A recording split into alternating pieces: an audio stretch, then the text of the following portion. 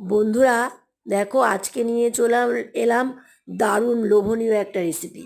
আজকের এই রেসিপিটা দেখলে সবার জিভেই জল আসবেই আসবে, আমি কিন্তু বলতেই পারি। কারণ বিরিয়ানি ভালোবাসে না এমন কোনো মানুষই এখন নেই। প্রত্যেকে, সবাই কিন্তু বিরিয়ানি খেতে ভালোবাসে।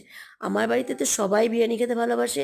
আর এই বিরিয়ানিটা আমি মাঝে মধ্যেই বাড়িতেই বানিয়ে নিই, কারণ আমার বাড়ির সবাই কেনা বিরিয়ানির থেকে বাড়িতে আমি যে হালকা বিরিয়ানি বানাই ওটাই সবাই পছন্দ করে। তাই মাঝে মধ্যে আমি বানিয়ে নিই। কিন্তু আজকের কিন্তু একটু স্পেশাল। আজকে বানিয়েছি মটন বিরিয়ানি।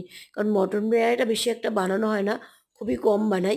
কিন্তু আজকে বানিয়েছি মটন বিরিয়ানি, তোমাদের সঙ্গে শেয়ার করলাম। দেখো, প্রথমে বিরিয়ানিটা বানানোর জন্য আমি ভাতটা করে নিয়েছি। তারপরে মটনটাকে এইভাবে আলাদা করে রান্না করে নিয়ে, তারপরে আলু, মটন, ডিম পরপর দিয়ে সুন্দর করে সাজিয়ে নিলাম। আর তারপরে এর উপর দিয়ে ছড়িয়ে দিলাম সমস্ত কিছু, উম, বিরিয়ানির যে মশলা, তারপরে মিঠা আতর, উম, গোলাপ জল, কেওড়া জল, সমস্ত কিছু মিশ্রণ, লবণ, চিনি দিয়ে উপর দিয়ে ছড়িয়ে দিলাম। তারপর উপর দিয়ে ভাত ছড়িয়ে দিয়ে এটাকে দমে দিলাম।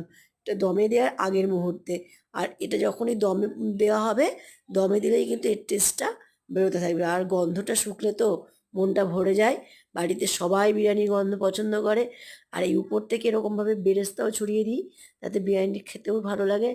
স্বাদটা আমি এভাবে করি বিরিয়ানি, ভালোই লাগে, বাড়িতে সবাই ভালো খায়। তাই তোমাদের সঙ্গে শেয়ার করলাম। আর আমার ভিডিওটা তোমাদের যদি ভালো লাগে, অবশ্যই আমার চ্যানেলটা সাবস্ক্রাইব করো।